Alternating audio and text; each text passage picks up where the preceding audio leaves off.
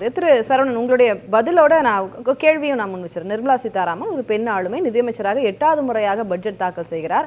அதை உங்களுக்கு பாராட்ட மனமில்லை. இப்போ நன்னூலாகட்டும் திருக்குறள் ஆகட்டும் ஒவ்வொரு முறையும் தமிழ் அவங்களுடைய பட்ஜெட்ல அவங்க இன்க்ளூட் பண்றாங்க, தமிழ் மொழிக்கு முக்கியத்துவம் கொடுக்குறாங்க, ஹைலைட் பண்றாங்க. அது உங்களை பாராட்ட மனமில்லை.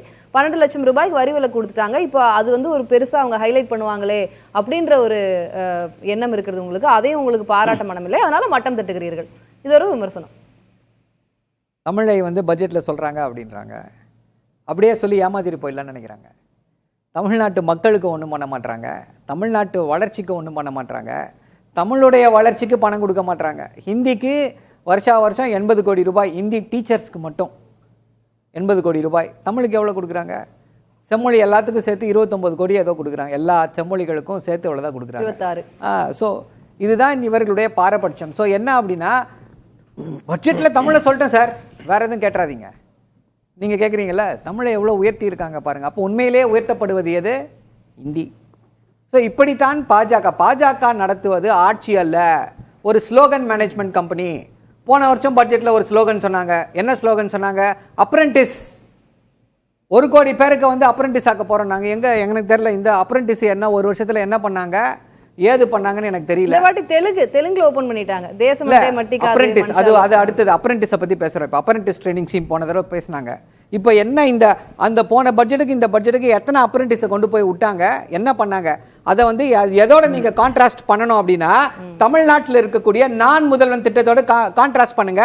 நான் முதல்வன் திட்டம் எவ்வளவு சிறப்பானதாக செயல்பட்டு கொண்டிருக்கிறதுன்னு பாருங்க. எப்படி செய்யணும்? உங்களுக்கு ஆட்சி செய்ய திறமை இல்லை என்னும் பொழுது எப்படி ஆட்சி செய்ய வேண்டும், எப்படி ஒரு திட்டத்தை அமல்படுத்த வேண்டும் என்று தமிழ்நாட்டு முதல்வர் திரு மு.க. ஸ்டாலின் அவர்களிடம் தயவு செஞ்சு லெசன் எடுத்துக்கோங்க. அப்புறமா நீங்க பெரிய பெரிய அறிவிப்புகளை வெளியிடலாம். முக்கியமான விஷயம் என்ன விஷயம் அப்படின்னா, சுருக்கமா சொல்லிடலாம். இவர்கள் சொல்றது என்ன அப்படின்னா, பட்ஜெட்டை பத்தி பேசுறாங்க, எத்தனை இது பண்ணியிருக்கோம் பாருங்க. இந்த முறையும் தமிழ்நாட்டில் எய்ம்ஸ் திட்டத்திற்கு எந்த விதமான பட்ஜெட்டரி அலோகேஷனும் கிடையாது. அதே போல் இந்த டெவில் இஸ் இந்த டீட்டெயில்ஸ் அப்படின்னுவாங்க. அதாவது இந்த டாக்ஸ் கோடு 10 நாள் கழிச்சு வரப்போதான். அண்ணன் ஆனந்த் ஸ்ரீனிவாசன் வேண்டாம், அதை பற்றி அப்புறமா பேசலாம் அப்படின்றாரு. அந்த 12 லட்சம் ரூபாய் சொல்லியிருக்காங்க இல்லையா, அது என்ன ஆக போகுதுன்றது அந்த டாக்ஸ் கோடு வந்த பிறகு தான் தெரியும். அந்த டாக்ஸ் கோடு ஏன் விடாம வச்சிருக்காங்க அப்படின்னா, டெல்லி எலெக்ஷனுக்காக விடாம வச்சிருக்காங்க. இப்போ சொல்கிறேன் என்ன பண்ண போகிறாங்க தெரியுமா? எல்லா டிப்ரிசியேஷனையும் எடுத்துருவாங்க. இன்னைக்கு யூலிப்போட மெச்சூரிட்டிக்கு கிடையாது, யூலிப்போட மெச்சூரிட்டி டாக்ஸ் பெனிஃபிட்ஸ் கிடையாது. அதே போல சொன்னார் இன்சூரன்ஸ், அதே தான் நடக்க போகிறது. இவர்களுக்கு ஒரு பட்டை நாமத்தை சாத்த போறாங்க. இது இரலவென்ட் ஆயிடும். இது இரலவென்ட் ஆயிடும். வேற விஷயத்தை பேசுவாங்க. ரமேஷ் அவர் பேசினா அவர்கள் என்ன சொன்னாங்க தெரியுமா? பேசல. ஒரே நிமிஷம், அவருக்கு சேர்த்து திமுகவினருக்கு அடிப்படை விஷயங்கள் தெரியாத பொறுப்பு. டைரக்ட் டாக்ஸ் கோட் பில் தான், அது தனி பில்லா கொண்டு வரணும். பட்ஜெட்ல அதை இன்க்ளூட் பண்ண முடியாது. அது இவருக்கு தெரிஞ்சிருந்தா சொல்லணும். மக்களுக்கு தெரியும்,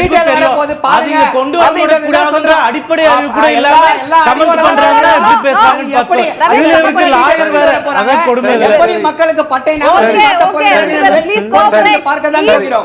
எனது 2 சகோதரர்களுக்கும் என் நேரம் கொஞ்சம் கொடுத்துட்டேன். இப்போ ஃபைனலா நான் பேசலாமா? இல்ல உங்களுக்கு சேர்த்து சூர்யாவே பேசலாம். 2 சகோதரர்கள் பேசிட்டாங்க. அது விடுங்க. 2 பேருக்கு தான் கேள்வி கேட்கிறதுக்கு கிரிட்டிசைஸ் பண்ணவும் விட்டேன், பதில் சொல்லவும் விட்டேன். விட்டுருங்க. சொல்லுங்க. உங்களுடைய சம பண்ணிருங்க. உங்களுடைய என்ன பொறுத்தவரைக்கும், அதாவது ஒரு பட்ஜெட் அப்படின்னாக்க அதுல நிறை குறைகள் இருக்கும். கடந்த முறை 10 வருஷத்துல நீங்க பாத்தீங்கன்னா நான் பல முறை இதை கிரிட்டிசைஸே பண்ணியிருக்கேன். ஏன்னா எங்கெங்கெல்லாம் செய்ய வேண்டியதெல்லாம் செய்யல அப்படின்னு.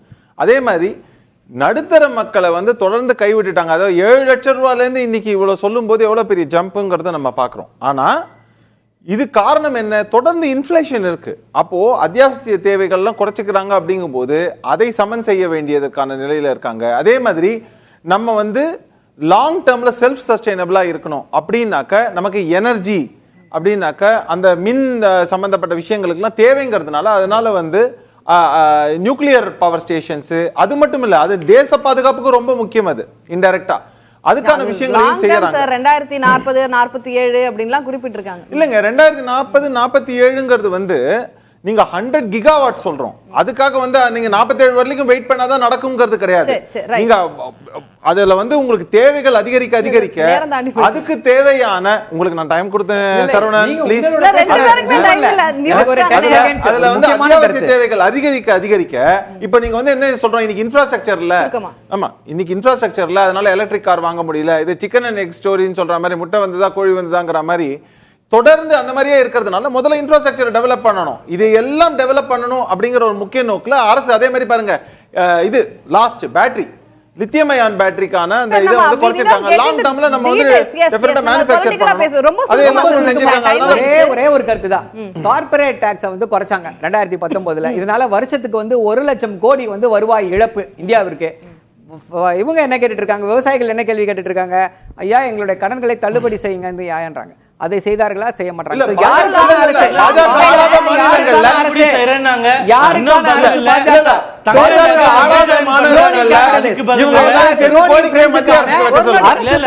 எப்படி முடிக்கிற நேரத்துல எல்லாரும் சேர்ந்து பேசுறாங்க. நன்றி. சந்திக்கலாம் நேயர்களே, நன்றி வணக்கம்.